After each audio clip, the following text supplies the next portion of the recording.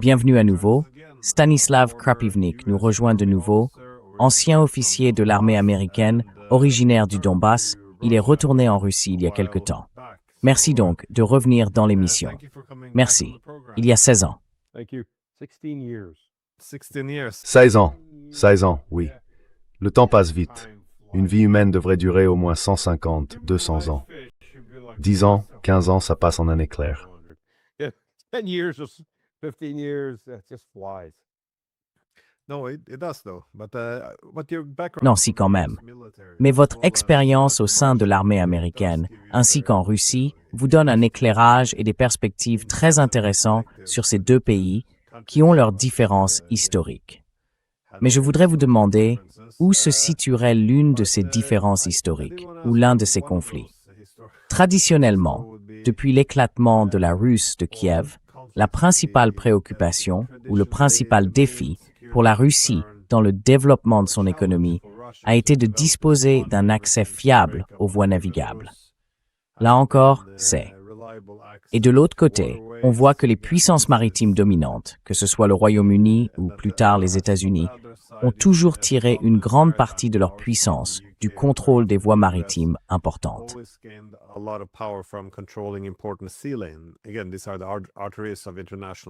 Encore une fois, ce sont les artères du commerce international, mais elles sont aussi indispensables au déplacement des soldats. C'est pourquoi les Britanniques, comme les Américains, ont toujours mis en place des blocus navals ou au moins rendu les corridors maritimes peu fiables pour leurs adversaires. C'est une stratégie d'endiguement essentielle. Quoi qu'il en soit, on voit que les États-Unis perdent aujourd'hui une partie de ce contrôle. Les Chinois semblent, à terme, devoir réussir à sortir de cette double chaîne deal. L'Iran contrôle désormais le détroit d'Ormuz. Et alors qu'un objectif clé, en 2014, en attirant l'Ukraine dans l'orbite de l'OTAN, était évidemment d'expulser la Russie de la mer Noire, ou au moins d'affaiblir considérablement sa position dans cette mer, nous assistons désormais à une évolution tout à fait nouvelle.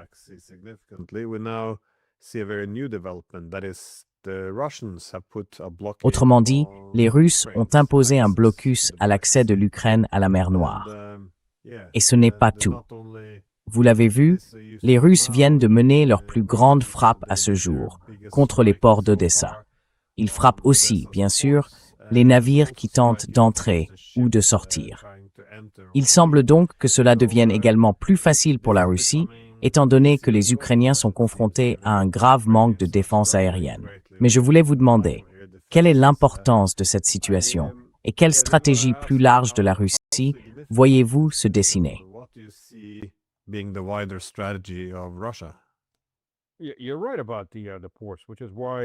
Vous avez raison à propos des ports.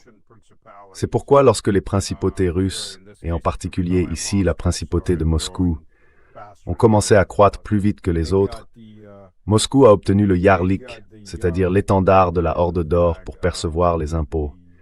Cela en a fait la principale puissance. C'était d'abord Tver, puis le Yarlik est devenu celui de Vladimir. Je remonte loin dans l'histoire, mais l'un des objectifs principaux était de placer la République de Novgorod et ses vastes territoires sous le contrôle de Moscou. Car Novgorod faisait partie de la Ligue hanséatique, grâce aux voies fluviales menant au lac Ladoga. Or, Ladoga avait été la première capitale de la Russe, puis Novgorod la deuxième. Kiev n'était que la troisième et Vladimir la quatrième. Moscou est donc devenue la cinquième capitale, ou plutôt, peut-être la sixième, parce que Tver a été la cinquième capitale pendant une courte période, avant que Moscou ne devienne la sixième.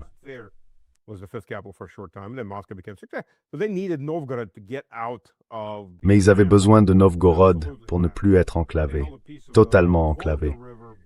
Ils contrôlaient une portion de la Volga. Mais le problème avec la Volga, c'est que, tôt ou tard, en descendant assez loin vers le sud, on arrive dans la steppe ouverte, qui à l'époque était une steppe ouverte, et on se retrouve face à des nomades, des pillards, et ainsi de suite. Pour atteindre la mer Noire, il fallait déployer beaucoup d'efforts pour descendre jusque-là. Et la Volga, comme on le sait, se jette dans la mer Caspienne, qui est aussi une route commerciale. Ensuite, il fallait transporter les bateaux par voie terrestre jusqu'au Don, puis rejoindre la mer Noire de cette façon. Donc cela demandait beaucoup d'efforts et c'était un itinéraire très difficile. Alors oui, Novgorod était la principale capitale. C'est pour cela que par la suite, la capitale d'été, Saint-Pétersbourg, a été construite comme un grand port. St. Petersburg was built as the major port. So yes, that's always been a major issue with Russia. Donc oui, ça a toujours été un problème majeur pour la Russie. Bien avant Saint-Pétersbourg, la Russie avait déjà Arkhangelsk. Mais le problème d'Arkhangelsk, c'est qu'il est pris par les glaces pendant presque la moitié de l'année, au moins 4 à 5 mois. C'est donc pas un port fiable et c'est bien trop au nord. Donc oui, à cette époque, ça a toujours été la plus grande faiblesse de la Russie. Et quand la révolution de la dignité du Maïdan, si tant est qu'on puisse l'appeler ainsi sans rire, a eu lieu en Ukraine, la Crimée était censée devenir le porte-avions de l'Amérique, afin de pouvoir en gros chasser la Russie de la mer Noire. Parce qu'ils auraient pu couper à la Russie l'accès à la mer d'Azov, ainsi qu'aux ports russes qui s'y trouvaient à l'époque, et menacer évidemment Anapa, ainsi que les ports de Novorossiysk.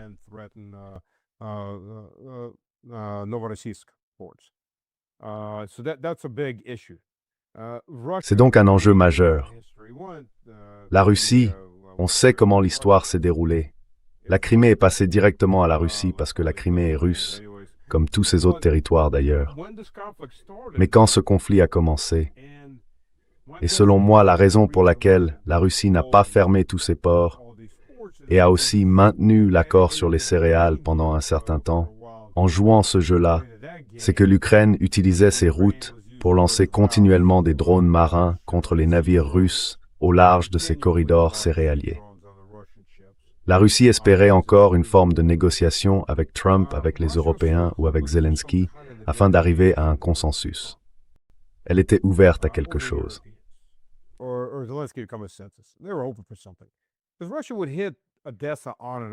Parce que la Russie frappait Odessa de temps à autre, en représailles à une attaque de drones navals. Mais elle ne causait pas de dégâts majeurs, et elle ne fermait pas ce port. Or, l'Ukraine a 7 ports à l'ouest.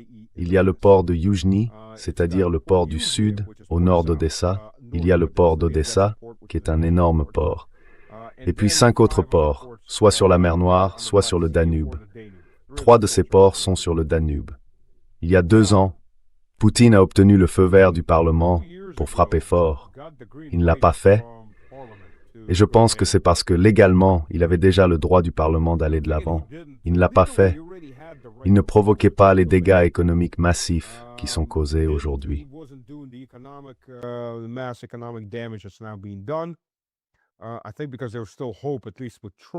Je pense que c'est parce qu'il reste encore de l'espoir. Au moins avec Trump, peut-être qu'on peut mener une sorte de négociation. À défaut de toute autre chose, cela montre que l'esprit d'Anchorage a enfin été euthanasié. C'est quelque chose qui aurait dû être fait 2 minutes après qu'ils l'ont gracié. L'esprit d'Anchorage aurait dû être emmené derrière et abattu d'emblée. Mais bon, ils lui ont donné une chance. Mais il a enfin été euthanasié, une bonne fois pour toutes. Ce zombie a été achevé. On le voit parce que la Russie a désormais fermé la Méditerranée occidentale.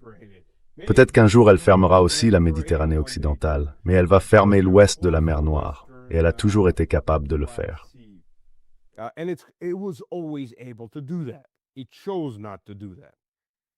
Elle a choisi de ne pas le faire. Et quand les gants sont finalement tombés, ce qu'on voit, c'est une destruction systématique de toutes les installations portuaires.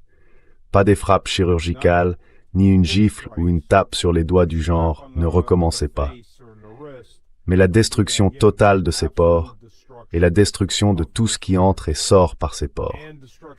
Maersk, comme je l'ai déjà dit, il n'y a aucune chance que l'un de leurs navires, c'est la plus grande compagnie maritime du monde, y aille. Aucune chance. Et il n'y a probablement personne qui accepterait d'assurer un navire qui s'y rendrait. C'est une mission suicide. Donc tout navire qui y va apporte du matériel militaire essentiel.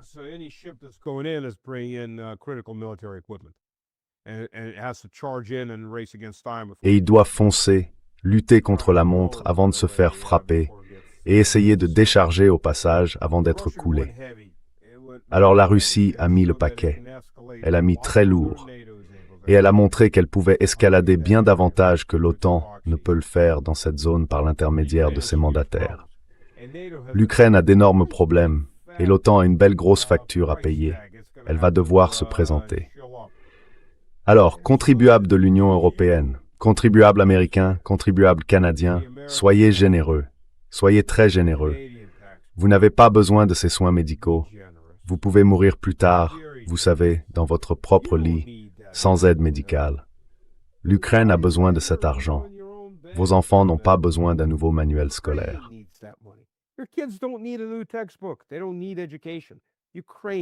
Ils n'ont pas besoin d'éducation. L'Ukraine a besoin de cet argent. C'est 50 milliards de dollars que l'Ukraine ne pourra plus exporter.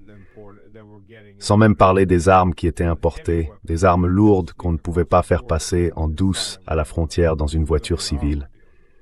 Mais ce n'est qu'une partie du problème. La mer Noire est fermée. En pratique, elle est vraiment fermée. Cela représente 50 milliards de dollars de marché à l'exportation que l'Ukraine ne peut plus atteindre avec les céréales, le minerai de fer, les graines de tournesol, l'huile et d'autres produits. C'est tout. C'est fermé. Ils proposaient d'utiliser le port de Constanța. Alors la Russie a commencé à frapper le pont vers Constanța. D'ailleurs, Zelensky a tenté de commettre un génocide dans cette ville pour entraîner l'OTAN dans la guerre et en rejeter la faute sur la Russie.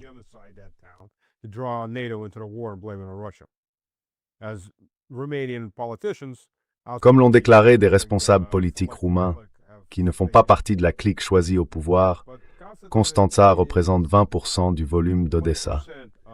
Et cela ne compte même pas les 6 autres ports réunis. Donc, ce qu'il vous reste, c'est le rail. Mais on ne peut plus utiliser le rail parce que la Russie, directement et par l'intermédiaire de partisans russes qui opèrent dans toute l'Ukraine centrale, s'en prend désormais systématiquement à tout ce qui ressemble à une locomotive, tourne comme une locomotive ou tire comme une locomotive. L'Ukraine n'a plus de locomotive. La plupart étaient électriques, donc c'était déjà un problème. Et les autres étaient diesel, et elles brûlent. La Russie frappe très durement les locomotives. Si on ne peut pas le faire par rail, qu'est-ce qu'il reste? Les camions. Et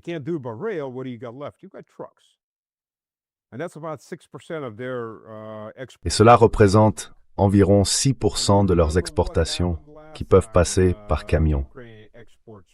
Et on se souvient de ce qui s'est passé la dernière fois que les exportations ukrainiennes sont par-ci. Les Polonais, les Slovaques, les Hongrois, ils n'étaient pas vraiment ravis de cette idée. Ils frappaient des chauffeurs ukrainiens à la frontière, ils bloquaient les camions pendant des semaines jusqu'à ce que les produits les plus fragiles pourrissent. Et même si ces camions étaient censés aller en Europe de l'Ouest, une grande partie de leurs produits et de leur blé étaient en réalité déversés en Europe de l'Est. Cela a très durement touché le secteur agricole local. Bien sûr, les rendements agricoles prévus pour cette année en Europe vont baisser de 40%. C'est la faim. Peut-être pas des pays entiers, mais les classes populaires vont mourir de faim. C'est la famine.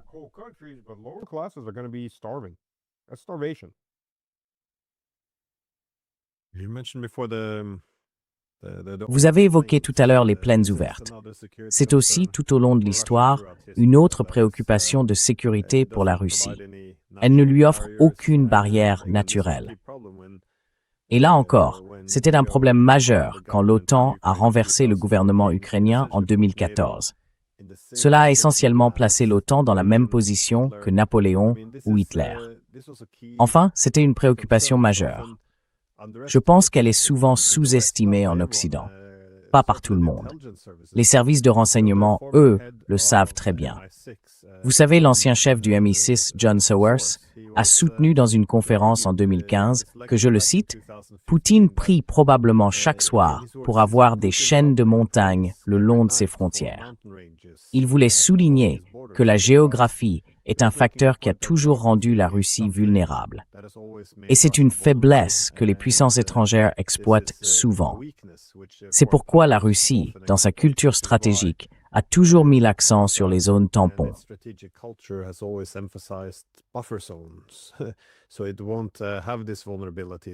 Alors, elle n'aura plus ces vulnérabilités. Et ce n'est pas comme si les gens disaient « Bon, vous savez, ça appartient à une époque révolue ». Mais il y a un Wikileaks de 2008. C'était un mois avant que l'OTAN se réunisse à Bucarest et promette à l'Ukraine une future adhésion, vous savez, contre la volonté de la plupart des Ukrainiens. Et Tony Blair, dans ce Wikileaks, faisait valoir que notre but, notre objectif vis-à-vis de la Russie, devait être de la rendre un peu désespérée par nos activités le long de ses frontières, et qu'il fallait semer en Russie les graines de la confusion. Donc, encore une fois, cette idée d'opérer à la frontière russe, ce n'est pas comme si le but était, bon, vous savez, la liberté et la démocratie, tout en essayant de calmer les Russes. L'objectif, c'est nous savons que c'est une vulnérabilité.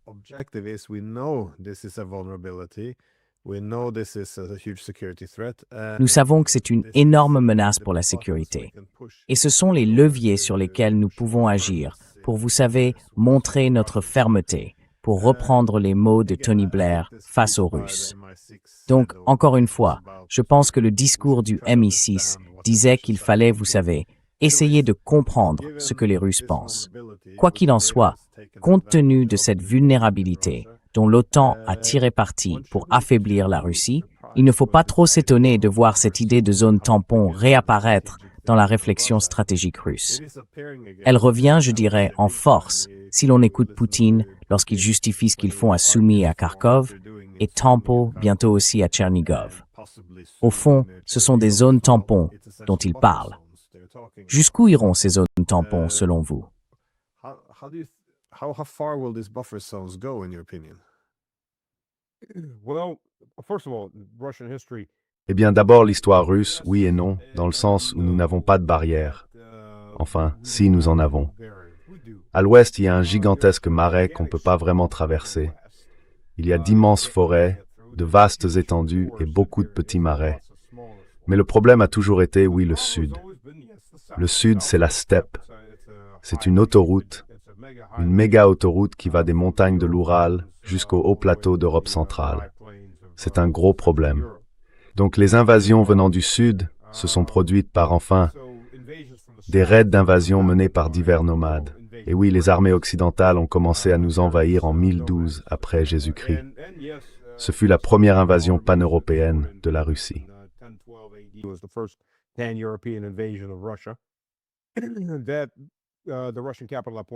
Et à cette époque, la capitale russe était Kiev. Donc oui, ils ont visé Kiev et c'était à travers des zones plus ou moins ouvertes. Il aurait été beaucoup plus difficile de prendre Novgorod à ce moment-là à travers les forêts et les marais, mais ils ont essayé de le faire aussi. Il y a eu les invasions des chevaliers teutoniques, il y a eu l'invasion des Suédois, donc c'est arrivé. Cela dit, bien sûr, Blair agissait dans la Russie de 2008, probablement avec l'idée que ça allait toujours rester comme ça. Les politiciens à moitié idiots ont toujours ce problème. Ils vivent dans un présent perpétuel.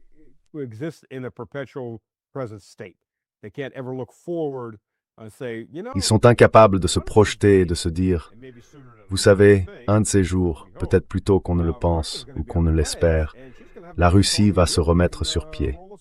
Et elle aura la plus grande armée d'Europe, capable de nous écraser. » Peut-être que ce n'est pas la chose la plus intelligente à faire.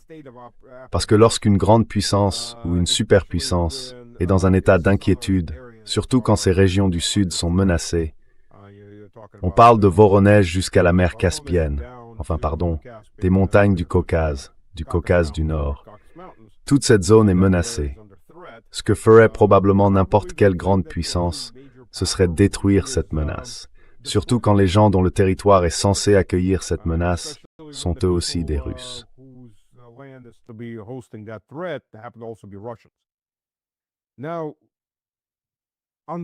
D'un côté, vous savez, on m'a posé cette question à la télévision russe.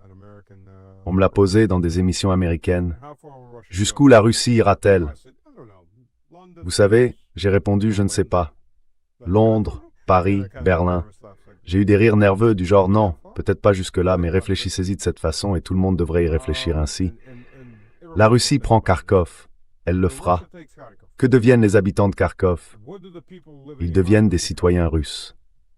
Ensuite, Kharkov est bombardé depuis Dniepropetrovsk ou Poltava. Que doit faire la Russie? Elle doit défendre ses citoyens. Elle avance plus à l'ouest. Elle prend Poltava. Elle prend l'est de Dniepropetrovsk. D'accord. Donc ils sont sur le fleuve Dniepr. Eastern Dniepropetrovsk, okay, so they're at the Dnieper River. What do those people become? They become Russian citizens. Que deviennent ces gens? Ils deviennent des citoyens russes. Aujourd'hui, ils sont bombardés depuis l'autre rive du Dniepr. Que va faire la Russie? Elle va traverser le Dniepr et détruire les gens qui les bombardent, puis probablement créer une nouvelle zone tampon. Mais les gens qui se trouvent dans cette zone tampon deviennent des citoyens russes. Autrement dit, la Russie va continuer d'avancer jusqu'à arriver face à quelqu'un qui ne veut pas tirer. Que ce soit ce qu'il reste de l'Ukraine dans sa partie centrale, la Pologne, Berlin ou Londres, tout dépendra des gens de l'autre côté.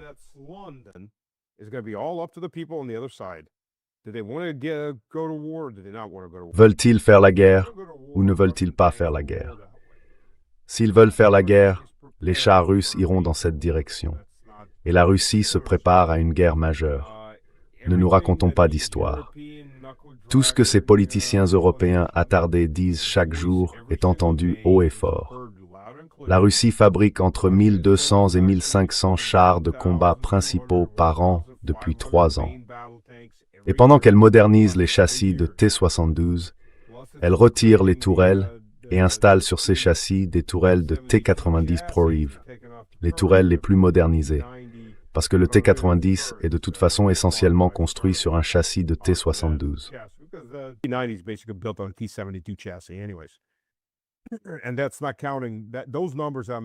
Et ça, sans compter les chars modernisés non plus. Les chiffres que j'ai mentionnés ne les incluent pas. Et ces chars ne sont pas déployés sur le champ de bataille en Ukraine. Il y a environ 4000 nouveaux chars de combat équipés de missiles tirés par tube et guidés au laser. Par tirer par tube, je veux dire tirer depuis le tube du canon principal. Ils peuvent être guidés jusqu'à leur cible.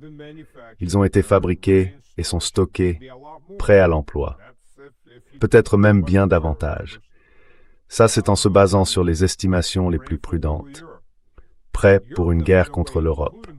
Et l'Europe, au passage, États-Unis compris, l'OTAN produit aujourd'hui moins de 50 chars par an. Et je ne parle pas des systèmes d'artillerie automoteurs. Je ne parle pas des missiles lourds.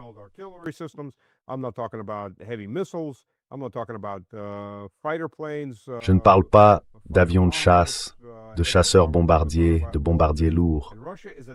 Je ne parle pas de tout ça.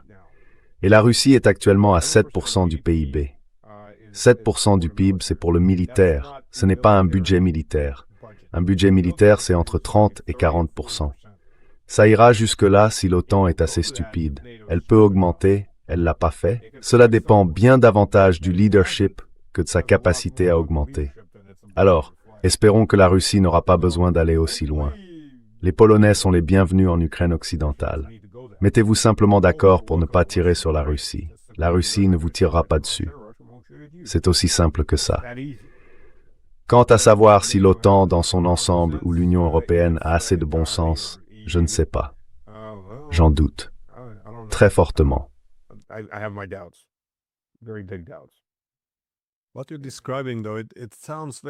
Ce que vous décrivez ressemble beaucoup, cela dit, à l'expansion vers l'Asie centrale au XIXe siècle. Parce que là aussi, quand les Russes construisaient les chemins de fer, ils avaient une ville, puis ils devaient la protéger, créer une zone tampon, et ensuite, ils devaient finir par protéger cette zone elle-même. Les historiens s'accordent donc généralement à dire qu'il s'agissait en grande partie de ce qu'on peut appeler un expansionnisme défensif. L'expansion était, dans une large mesure, motivée par des préoccupations de sécurité le long de vastes frontières poreuses, difficiles à défendre. Mais encore une fois, c'est essentiellement le consensus des historiens. La principale préoccupation sécuritaire des Russes a donc été cette longue frontière non défendue, qui exige cette profondeur stratégique. Elle les a aidés face à des menaces allant, vous savez, de Napoléon à Hitler. Il ne faut donc sans doute pas s'étonner que ce soit ce qu'ils cherchent à protéger.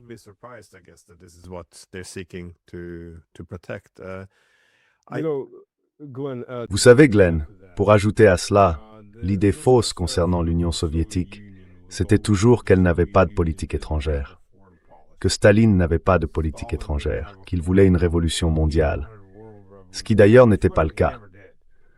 En réalité, Staline était le plus rationnel de tous ces gens-là. Trotsky voulait une révolution mondiale. Staline, lui, voulait le socialisme dans un seul pays.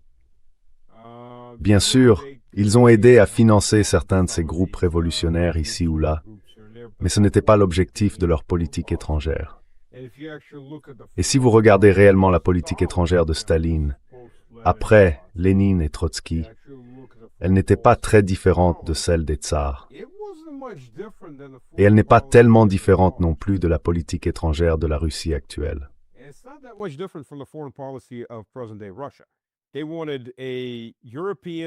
Ils voulaient une architecture de sécurité européenne, alors que la Russie pousse pour une architecture de sécurité européenne depuis 1886. Nicolas II a proposé la Société des Nations. Nicolas II faisait pression pour une architecture pan-européenne. Et ça s'est fait. Enfin, il y a eu la Première Guerre mondiale, donc non, ça ne s'est pas fait. Les Britanniques ont joué un rôle majeur pour s'assurer que la Première Guerre mondiale ait lieu. Puis ils se sont eux-mêmes retrouvés entraînés dans la guerre. On a eu la même chose avec la Seconde Guerre mondiale. Staline, jusqu'à... Tout le monde se souvient du pacte Ribbentrop avec les Allemands. Ce dont personne ne se souvient, c'est que c'était une tentative de dernière minute pour éviter la guerre. Les Britanniques, les Français, les Polonais avaient tous signé exactement la même chose avec Hitler des années auparavant. Enfin, les Polonais en 1934. Personne ne veut s'en souvenir.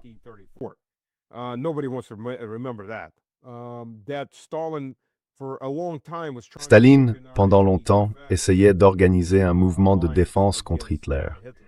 Les Britanniques et les Français ont simplement traîné des pieds. Et les Polonais étaient les empêcheurs de tourner en rond, veillant à ce que cela n'arrive pas. Ils étaient les alliés d'Hitler. D'ailleurs, Piłsudski et Hitler étaient très proches. Et si vous regardez les photos d'archives, quand Piłsudski est mort et qu'on l'enterrait, pendant l'office religieux, à droite du cercueil, au premier rang, juste à côté du cercueil, se trouve assise toute la direction du Troisième Reich. Hitler avant tout juste à côté du cercueil, à la place d'honneur.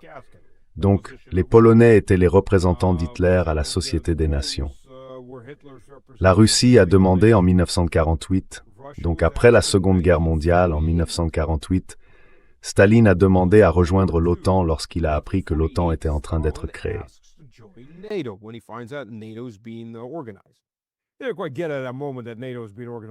À ce moment-là, ils ne comprennent pas vraiment que l'OTAN s'organise contre lui, mais c'est bien ça, le but. La Russie voulait une organisation de sécurité structurée pour l'Europe. Quand cela a échoué, c'est là que les révolutions soviétiques ont commencé en Europe de l'Est et que les États tampons ont été créés. Il était assez évident que les États-Unis et les Anglais étaient déterminés à attaquer la Russie. Et d'ailleurs, selon des documents déclassifiés publiés plus tôt cette année et vers la fin de l'année dernière, je ne sais pas pourquoi ça a pris autant de temps, les services de renseignement soviétiques avaient apparemment identifié que les Britanniques et les Français tentaient d'organiser une invasion de l'Union soviétique, qu'ils prévoyaient de lancer en 1941. C'est pour cela que Chamberlain essayait de convaincre Atatürk d'envahir le Caucase.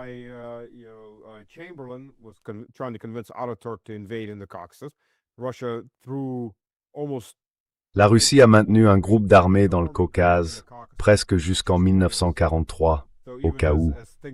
Donc même quand la situation devenait désespérée à Moscou, il y avait toujours un groupe d'armées stationné dans le Caucase, au cas où les Turcs décideraient de rejoindre les Allemands, en l'occurrence de participer à l'invasion. Mais les Britanniques essayaient de les rallier à leur camp. Ils prévoyaient une invasion via l'Iran et via la Norvège. Pardon, pas la Norvège, la Finlande. Cela est ressorti de documents déclassifiés à la fin de l'année dernière, au début de cette année. Et encore une fois, en 1992, Eltsine a demandé à rejoindre l'OTAN. En 2000, Poutine a demandé à rejoindre l'OTAN. Et là encore, jusqu'au tout dernier moment, en décembre 2021, Poutine a envoyé un plan déjà préparé, ce n'était pas le premier, pour une architecture de sécurité en Europe. Nous avons connu 2 guerres mondiales.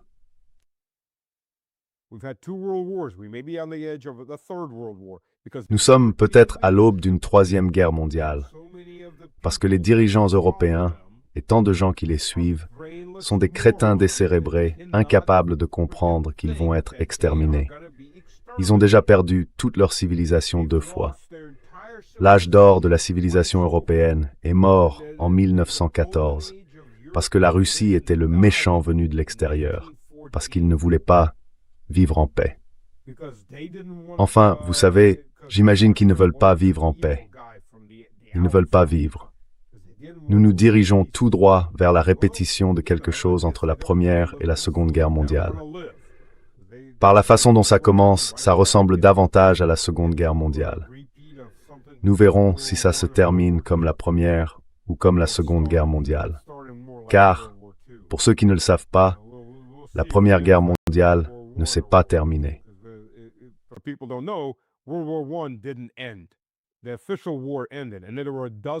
La guerre officielle s'est terminée, puis il y a eu une douzaine d'autres guerres qui faisaient rage en Europe centrale, en Europe de l'Est et en Turquie.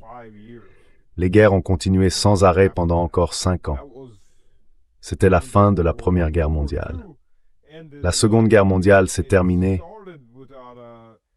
Elle a commencé sans. La Première Guerre mondiale a commencé en fanfare et tout le monde s'est précipité vers cette guerre glorieuse. Tout a démarré assez vite. La Seconde Guerre mondiale a commencé par beaucoup de conflits localisés, puis elle a grandi pour devenir une guerre mondiale. Mais elle s'est terminée de façon nette. Il n'y a plus de combat après ça. Alors, on verra bien comment ça se passe. Ça pourrait être le meilleur des 2 cas ou le pire des 2. Mais c'est bien là le problème. Cela fait 140 putains d'années que la Russie demande une architecture de sécurité européenne claire, et l'Europe a décidé qu'elle préférait se suicider une 3e fois plutôt que de le faire.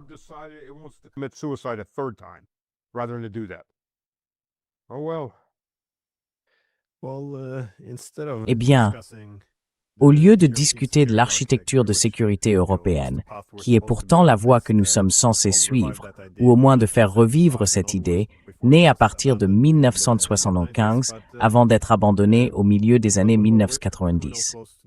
Mais nous sommes loin de la faire revivre. Pourtant, on continue de parler de possibles accords de paix.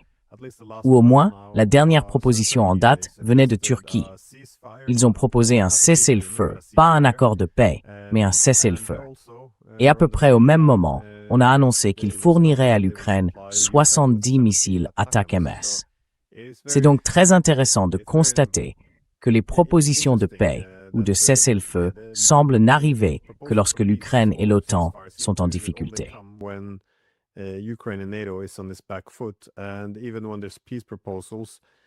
Et même lorsqu'il y a des propositions de paix, les Européens, vous savez, suggèrent, eh bien, instaurons un cessez-le-feu et nous pourrons envoyer nos troupes en Ukraine. Ou bien, vous savez, on voit maintenant quelque chose de similaire avec la Turquie. Je constate que la Russie n'a pas répondu favorablement à cela. Voyez-vous une voie possible avec la Turquie? Ou alors, qui serait le médiateur le plus probable si des pourparlers reprenaient? Parce qu'il semble que la Russie ait désormais intensifié l'escalade, plus que beaucoup ne s'y attendaient, du moins à Washington. Et il paraît prévisible que si les choses tournent très mal, des voix s'élèveront de nouveau pour réclamer quelque chose qui ressemble à la paix, au moins, ou qui en a l'apparence.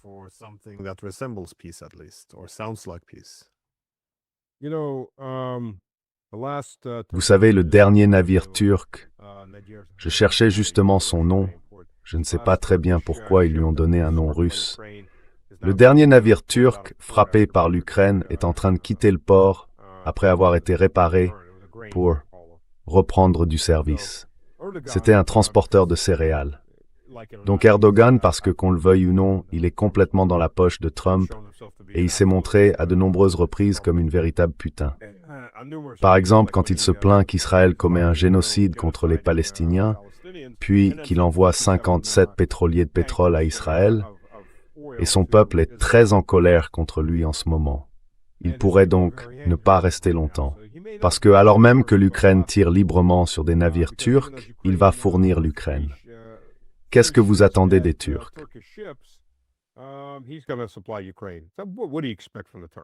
Enfin, bon sang, qu'est-ce que vous pouvez attendre d'une telle direction, Lynch? Ils sont ce qu'ils ont toujours été, des voyous fourbes, traîtres et meurtriers. Les mêmes voyous qui ont commis un génocide contre les chrétiens, les alaouites et les chiites, en Syrie, au moins dans le nord de la Syrie. Eux, bien sûr, vous savez, quand on est en train de gagner une guerre, on ne demande pas un cessez-le-feu. Je veux dire, on avance. Allons vers un cessez-le-feu, aucun général n'a jamais dit ça à ce stade. Donc bien sûr, ils veulent un cessez-le-feu parce qu'ils perdent. Ils veulent un cessez-le-feu aérien parce qu'ils perdent. Ils veulent un cessez-le-feu parce qu'ils perdent. Ils veulent un cessez-le-feu le long de la ligne de contact parce qu'ils perdent.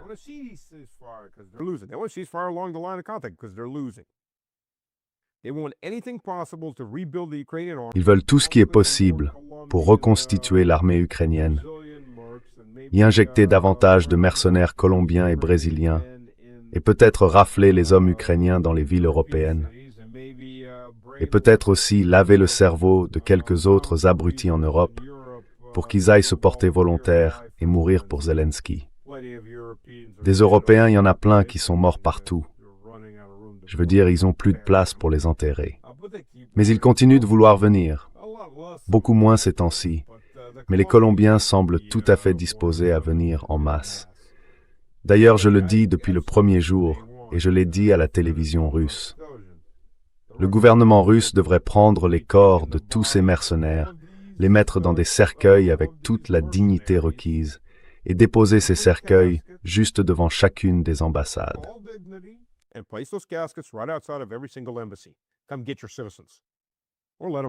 Venez chercher vos citoyens ou laissez-les pourrir là-bas. À vous de choisir.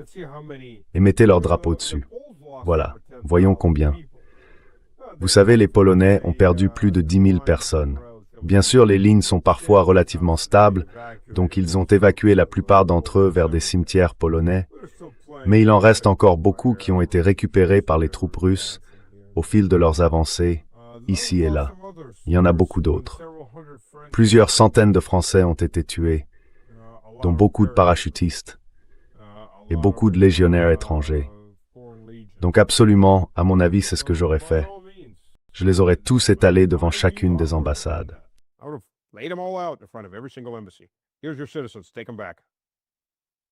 Voilà vos citoyens. Reprenez-les. La Russie a fait quelque chose de ce genre aux Britanniques pendant la deuxième guerre de Tchétchénie. Je ne sais plus si c'était lors d'un sommet, mais la Russie a apporté un sac de passeports et les a déversés. Reprenez vos citoyens. Si vous voulez savoir où vos citoyens sont enterrés, vous pouvez aller, vous savez, les déterrer. Voilà les passeports de tous vos citoyens que nous avons tués. Et c'était assez embarrassant pour les Britanniques. Donc oui, la même chose, ils vont continuer à envoyer des mercenaires. Les Ukrainiens, du moins plusieurs membres de la Rada, aiment beaucoup parler. Et ils ont déjà déclaré que leur objectif était que 40 à 60% des brigades d'assaut soient composées d'étrangers.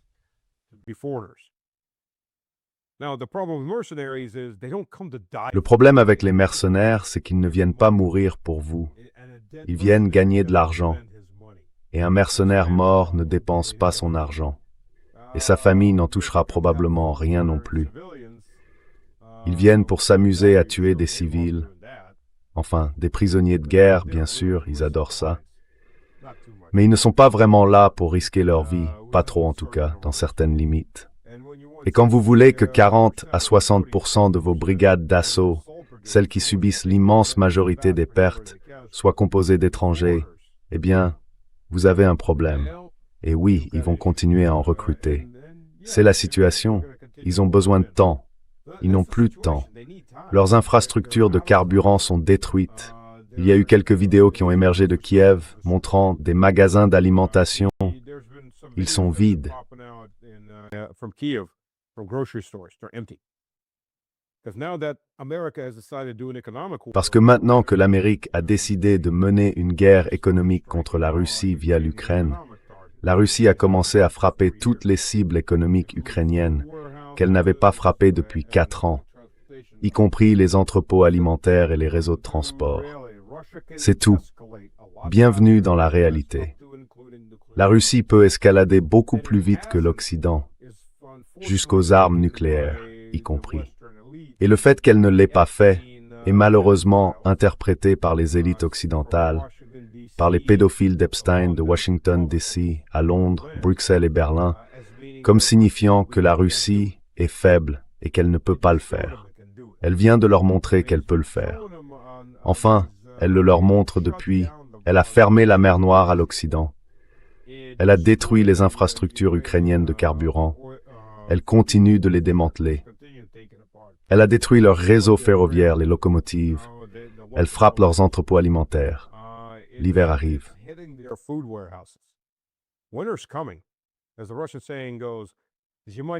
Comme dit le proverbe russe, l'hiver n'est pas derrière les montagnes. C'est un peu comme le Trône de Fer ou la série HBO Game of Thrones. L'hiver arrive, c'est la même idée. L'hiver n'est pas derrière les montagnes. Alors, qu'arrive-t-il à l'Ukraine quand il n'y a plus de nourriture, plus d'énergie, et que les températures descendent à moins 10, moins 15 degrés, si c'est un hiver normal au moins, dans la moitié nord de l'Ukraine? Vous avez de gros problèmes. Et l'Europe, soit dit en passant, ne sera pas en bien meilleure situation. L'Europe en est à environ 30% de remplissage de ses réserves de gaz. Je sais que vous, les Norvégiens, vous n'avez pas ce problème. Vous n'allez pas geler, les autres, si. Ils sont censés être proches de 90% à l'heure actuelle. Ils sont à 30-40%, probablement même moins. Et les récoltes alimentaires. La récolte de cette année sera inférieure de 40% en volume. Donc vous avez de gros problèmes partout. Alors envoyez plus d'argent à Zelensky.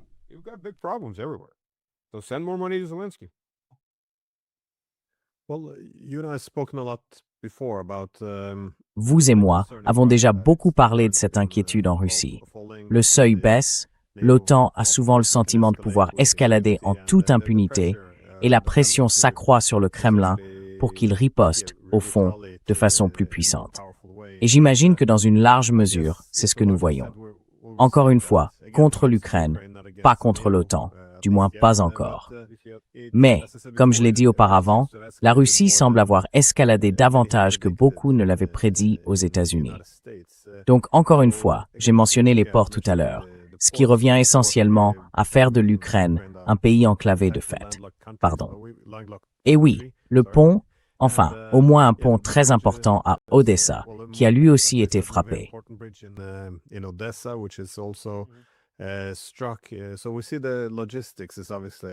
Donc on voit bien que la logistique est évidemment une cible essentielle. On constate que la zone tampon de Kharkov et de Soumy s'étend. On parle d'éventuels mouvements russes autour de Tchernigov et de la possibilité que cela ouvre un nouveau front. Selon vous, que va-t-il se passer ensuite? Parce que la rhétorique russe et l'état d'esprit semblent se durcir, et cela s'accompagne aussi d'actions. Vous l'avez mentionné, ils s'en prennent à l'énergie et ils ciblent aussi de plus en plus la logistique. Donc les entrepôts, les voies ferrées, les stations de pétrole et de gaz, et ainsi de suite. Les ponts également, tout ce qui peut permettre de paralyser le fonctionnement. Alors, vers quoi voyez-vous les Russes se diriger maintenant?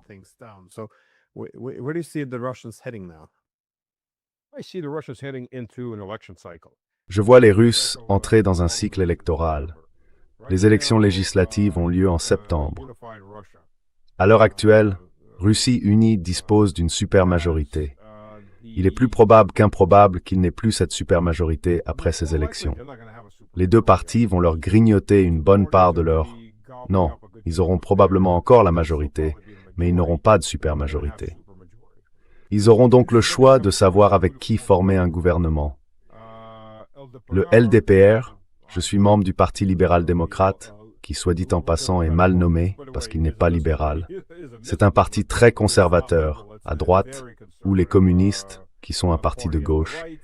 Mais une gauche qui n'est pas comme la gauche en Europe, où c'est essentiellement que du libéralisme woke, mais une vraie gauche.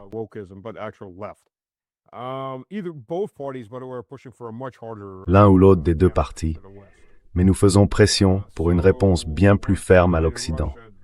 Donc, dès que Russie unie n'a plus de supermajorité, elle doit former un gouvernement, ou au moins tenir compte de ce que disent les deux autres plus grands partis sur les 5 partis au Parlement, pour faire adopter quoi que ce soit. Ça va changer beaucoup de choses. Et l'armée veut frapper plus durement l'Occident pour lui donner une leçon. Il y a beaucoup d'autres facteurs de ce genre. Alors, gardez un œil sur les élections. Ce sera l'élément majeur. Et on voit déjà que l'ambiance change. Personne n'envisage même les propositions frénétiques de l'Occident. Proposition après proposition après proposition. Ça devient frénétique quand ils sont sur le point de tomber.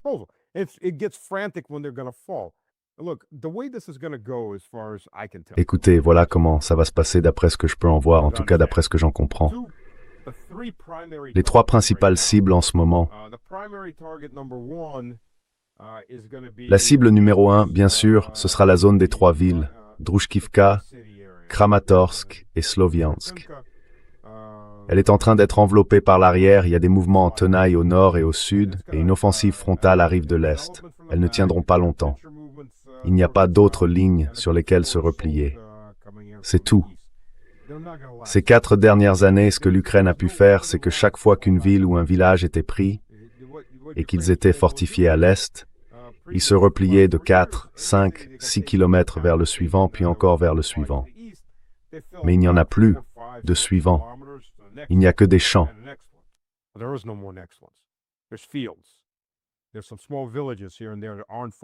Il y a quelques petits villages ici et là qui ne sont pas fortifiés. Il n'y a rien là-bas. Et quand les pluies commenceront, de la mi-septembre à la fin septembre, et que ces champs deviendront boueux, la seule façon d'entrer et de sortir, ce sera par les routes goudronnées. Et toute cette zone à l'arrière, devinez quoi? Elle est déjà à portée de l'aviation russe, de l'artillerie russe, de l'artillerie à roquettes russe et des drones russes. Il est déjà presque impossible de faire entrer ou sortir quoi que ce soit. Dans un mois et demi, plus personne ne sortira. Ce sera une morgue.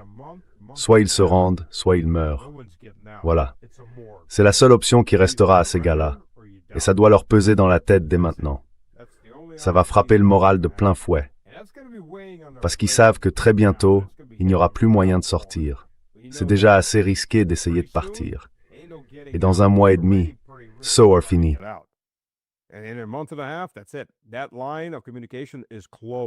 Cette ligne de communication est coupée. Et vous avez été sacrifié par Zelensky et sa clique pour rester là et mourir pendant qu'eux se font de l'argent. Tous les soldats ukrainiens le savent, sauf peut-être les plus fanatiques. Et d'ailleurs, Azov a montré qu'ils le savaient aussi, parce qu'ils ont refusé à plusieurs reprises de mener des attaques suicides pour tenter de briser des encerclements et ce genre de choses. Ils ont dit non et ils sont simplement partis. Donc ces gars-là savent. Et ils savent qu'en ce moment, ce sont des morts en sursis, quoi qu'il arrive. Que la Russie prenne la zone avant les pluies ou après le début des pluies, ce sont des morts en sursis.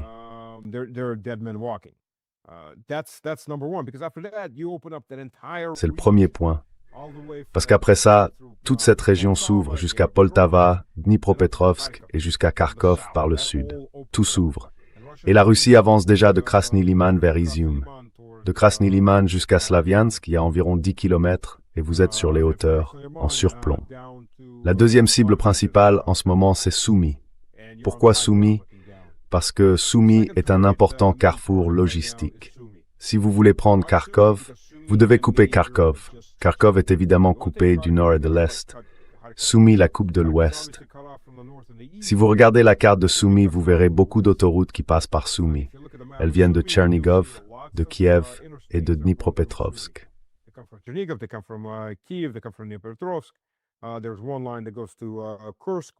Il y a une ligne qui va vers Kursk. C'est celle qu'ils ont suivie quand ils ont envahi Koursk et conquis, tenez-vous bien, 10% de l'oblast de Koursk, peut-être 12%, au prix de 80 000 morts, dont beaucoup d'Américains et d'Européens comme mercenaires. Et il y a une grande autoroute qui va vers Kharkov. Elle approvisionne Kharkov depuis l'ouest. Si Soumy tombe, c'est fini. Ou si Soumy est encerclé. On peut déjà couper ces routes logistiques avec des drones, de l'artillerie, des groupes de diversion. Kharkov va être coupé de toutes les directions, sauf du sud.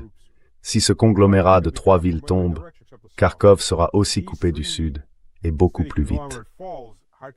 Donc je pense que Soumy est le deuxième objectif, en concurrence avec Orekov pour cette même place. Orekov est presque encerclé.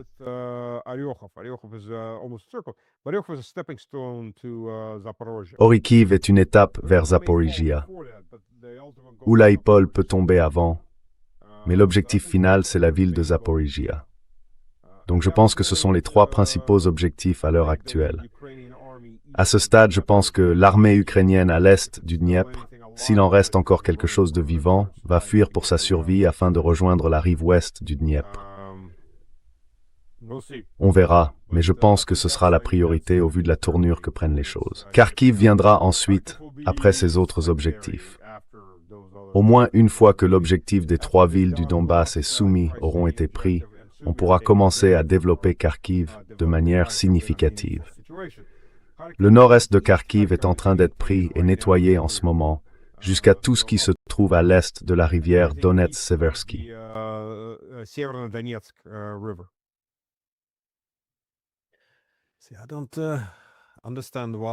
Je ne comprends pas pourquoi les dirigeants européens boycottent encore la diplomatie. Je veux dire, même s'ils détestent la Russie jusqu'au fond d'eux-mêmes, s'ils voient que leur guerre par procuration est en train d'échouer et de s'effondrer. Je veux dire, si les 4 ans et demi écoulés étaient les bons moments, quand les Russes et les Ukrainiens se saignaient mutuellement et que les lignes de front ne bougeaient pas, comme le suggérait le rapport de la RAND de 2019, le bénéfice serait d'accroître les tensions afin d'épuiser les ressources de la Russie. Mais une guerre totale pourrait poser problème, parce que si un vaste territoire stratégique commençait alors à basculer vers la Russie, ce ne serait pas dans leur intérêt. On semble être arrivé à un point maintenant, et je ne comprends toujours pas. Encore une fois, même s'ils détestent la Russie jusqu'au fond d'eux-mêmes, ils doivent bien voir ce qui est sur le point de se produire ici. Quelque chose monte en puissance. Ils n'ont plus le contrôle de la situation. Quelque chose va céder. C'est étrange. Personne n'en parle même pas.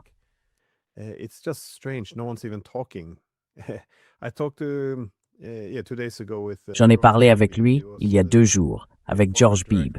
Il était ancien directeur de l'analyse sur la Russie à la CIA, et il soulignait que si l'on parvient à un accord sur l'architecture de sécurité européenne, comme vous l'avez dit, ce que les Russes demandent depuis 140 ans, alors cela pourrait être gagnant-gagnant. Tout le monde y gagnerait. Les Russes, les Européens et surtout les Ukrainiens, qui ne seraient plus un État de première ligne. Mais cela va prendre du temps. On ne peut pas régler la question de l'architecture de sécurité européenne du jour au lendemain. Alors pourquoi attendre que tout s'effondre? Il n'est pas nécessaire de faire la moindre concession. Mais ne même pas se parler, ne pas mettre en place le cadre. Je ne comprends pas. J'aimerais penser qu'il y a un plan malveillant derrière tout ça. Mais je ne crois plus que personne soit aux commandes. Je pense que c'est juste, oui, absurde, pour être honnête. Bref, une dernière réflexion avant qu'on termine.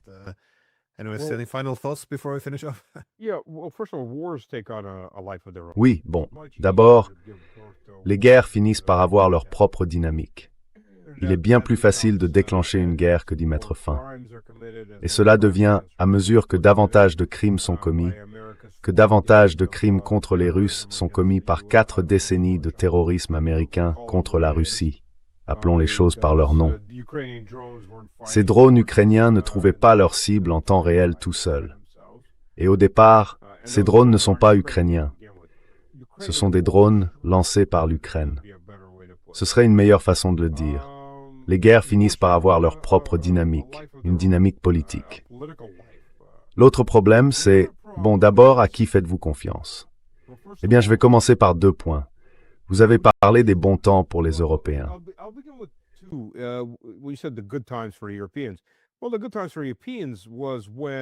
Eh bien, les bons moments pour les Européens, c'était quand 1,5 million d'hommes ukrainiens mouraient.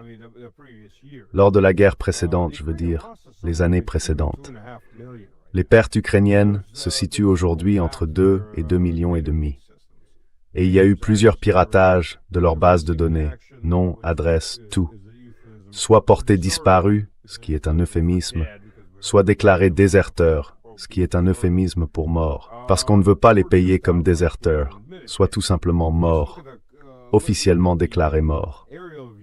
Regardez simplement les vues aériennes du principal cimetière à l'extérieur de Kharkov. Il couvre des centaines d'acres. Il est gigantesque. Il y a environ 40 ou 50 000 tombes dans ce seul cimetière. C'est un nouveau cimetière. Il n'existait pas avant ça. Et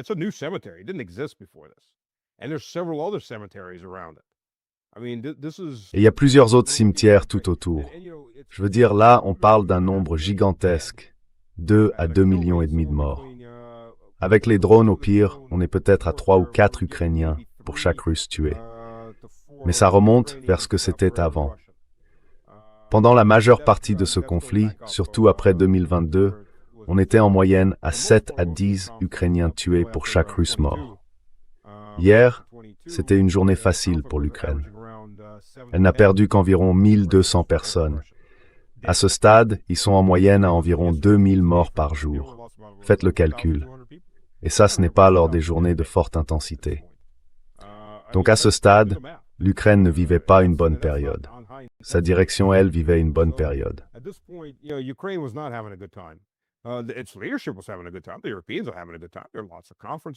Les Européens s'amusaient bien.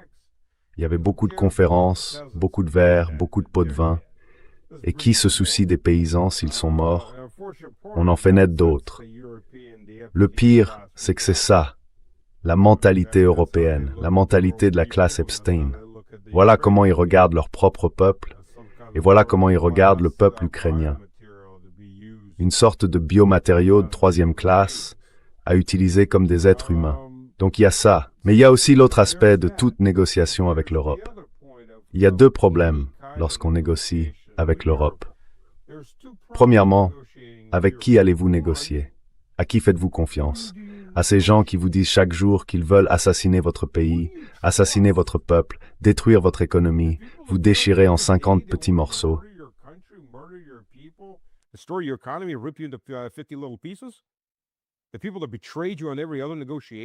Les gens qui vous ont trahi dans toutes les autres négociations. Pourquoi le feriez-vous? Nous ne sommes pas des Indiens à qui l'on donne des perles de verre. On en a déjà assez de nos perles de verre, merci beaucoup. Il n'y a personne en Europe à qui vous pouvez faire confiance, à part Fico et peut-être Babiš. Et aucun de ces 2 types n'a le moindre poids, qu'ils fassent semblant ou non. Orban, lui, avait du poids. Orban, c'est fini. Magyar reste une catin de Bruxelles qui gagne peu à peu du terrain tout en détruisant la Hongrie. Qui? Vučić. Monsieur Bisounours pour l'Ukraine? Oui. Et Vučić, bien sûr, ne fait pas partie de l'Union européenne. À qui faites-vous confiance dans l'Union européenne? À qui faites-vous confiance à la Maison-Blanche?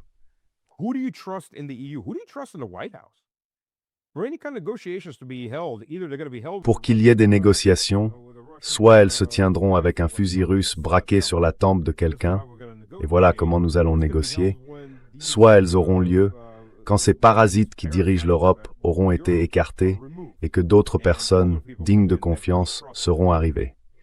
Et jusqu'à présent, ça n'est pas arrivé. Vous savez, avec cette roulette russe des premiers ministres en Grande-Bretagne, qu'est-ce qui a changé? C'est une matrioshka. Ils deviennent de plus en plus petits et de plus en plus faibles, mais ils jouent tous la même chanson. Merz s'en va et l'AfD arrive. Il y aura quelqu'un d'autre, pas meilleur, juste une autre version de Merz. Si Merz part vraiment à l'automne, on attendra de voir. Ce ne sont que des rumeurs sur Internet.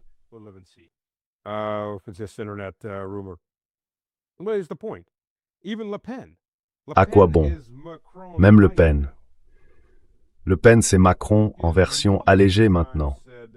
Elle a dit à plusieurs reprises qu'elle était tout à fait favorable à l'envoi d'armes à l'Ukraine. Peut-on lui faire confiance? Soit elle ment pour arriver au pouvoir, et dans ce cas, on ne peut pas vraiment lui faire confiance parce qu'ensuite, dans quel sens va-t-elle aller? Soit elle est réellement favorable à l'envoi d'armes à l'Ukraine. Pas de soldats français, seulement des armes. Peut-on lui faire confiance? Non, pas vraiment. À qui peut-on faire confiance en Occident? Il n'y a personne. Comment construire la moindre infrastructure qui doit reposer sur une certaine forme de confiance avec des gens qui vous tournent le dos? Et si vous leur serrez la main, vérifiez combien il vous reste de doigts et de bagues. Vous voyez, c'est à ça qu'on a affaire.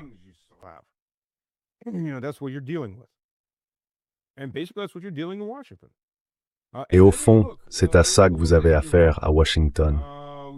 Enfin, regardez l'Iran. Vous avez toutes ces personnes liées à Trump qui prennent la parole et disent, y compris dans l'armée, dites simplement aux Iraniens tout ce qu'ils veulent entendre jusqu'aux élections, et ensuite on pourra vraiment commencer à les bombarder. Ils le disent ouvertement. Donc encore une fois, à qui faire confiance? Tout l'Occident est rempli d'élites psychopathes à la Epstein. Et tant qu'il n'y aura pas une forme de révolution, parce que c'est probablement ce qu'il faudrait pour écarter ces gens, il n'y a personne à qui faire confiance. La confiance a disparu. Elle a disparu pour des générations, à moins que quelque chose ne change sérieusement dans ces pays européens.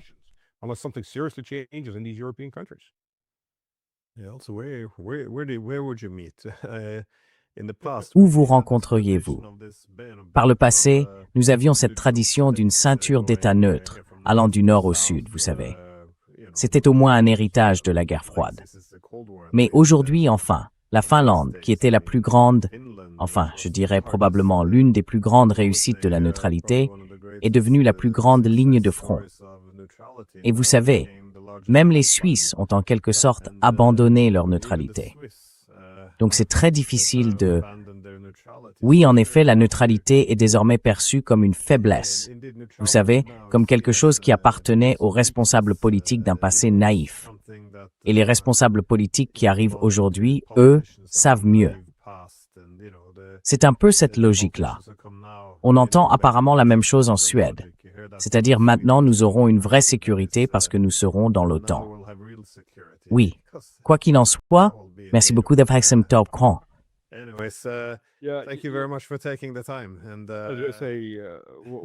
J'allais dire une chose à propos de la Finlande. Pendant 1000 ans, la Finlande a été l'aisselle de l'Europe. Elle a servi de souffre-douleur à l'Empire suédois. La Finlande a rejoint la Russie. C'était un royaume autonome de Finlande au sein de l'Empire russe. Pour la première fois, les Finlandais ont pu se gouverner eux-mêmes. On leur a donné accès à l'éducation. Un misérable village de pêcheurs est devenu Helsinki grâce à l'argent russe et à des ingénieurs russes.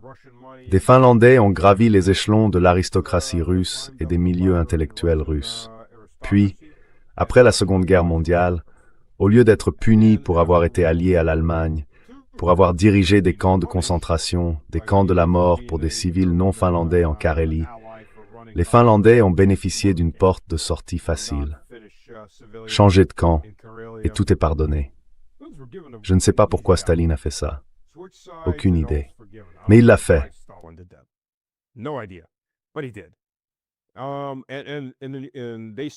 Et ils ont signé un pacte de neutralité pour toujours. Ce pacte de neutralité éternelle, visiblement, n'était pas si éternel. Alors la Finlande y retourne maintenant. Vous avez raison, c'était une grande réussite.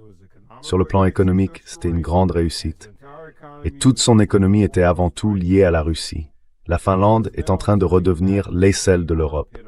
Personne n'a besoin d'eux. Personne ne veut d'eux, sauf pour la viande. La viande et la frontière. C'est tout ce que valent les Finlandais. Enfin bon, on ne peut pas réparer la stupidité. C'est ça le problème. Et le peuple finlandais est devenu stupide. Pas tous, évidemment. Je connais des Finlandais qui ne sont pas mentalement déficients. Ils comprennent ce qui se passe. Mais la grande majorité des Finlandais sont mentalement déficients. Il leur faut plus de vitamine D et peut-être un peu de créatine en plus pour remettre leur cerveau en marche. creatine maybe on top of that to get their brains going again. But they've destroyed their economy. Fully. Mais ils ont complètement détruit leur économie. Finnair était l'une des meilleures compagnies aériennes au monde. Aujourd'hui, elle supplie les gens d'acheter ses Boeing parce que personne n'en a besoin. C'était l'une des meilleures compagnies du monde parce qu'elle survolait la Russie et qu'elle assurait des correspondances avec la Russie. Et tout le reste dépend aussi de la Russie. La première exportation de la Finlande, c'était les produits du bois, un bois qu'elle achetait à la Russie. Maintenant, ils peuvent abattre leurs propres forêts, qui sont bien plus limitées. Mais la Finlande n'est qu'un microcosme du reste de l'Europe non russe, des 58% restants de l'Europe, malheureusement. C'en est un microcosme. Alors tant que les paysans ne seront pas assez pauvres et affamés pour se révolter, cela continuera. Ou jusqu'à ce qu'ils meurent sous les chars russes, selon ce que choisiront leurs dirigeants. Whichever their leaders choose.